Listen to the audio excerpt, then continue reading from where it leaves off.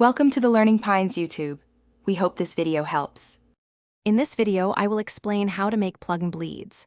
First, select a high-quality synthesizer preset, ideally one with a soft, warm character. Opt for waveforms like sine or triangle waves to achieve that signature smooth sound. Set your project tempo between 130 and 150 beats per minute for the genre's typical energy. Finally, compose your melodies primarily in a minor scale to evoke the characteristic melancholic and dreamy atmosphere of PlugNebula. Now, let's craft those iconic melodies. Aim for simple, repetitive 2-bar or 4-bar phrases that are catchy and memorable.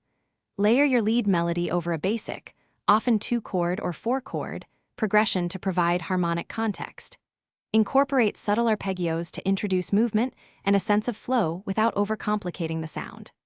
Remember to keep your note velocities relatively consistent for that smooth, almost ethereal quality. Next, we'll enhance your lead with essential effects. Apply generous reverb, often with a decay time of 2 to 4 seconds, to create a spacious and atmospheric feel. Introduce a subtle delay, usually set to 1/8 or 1/4 notes, for a gentle echo. Employ a low-pass filter to soften any harsh high frequencies, giving the lead a warmer tone. Finally, light compression can help even out the dynamics, ensuring a consistent presence in the mix. For the final touches, consider automating parameters like filter cutoff or reverb send to add dynamic movement throughout your track.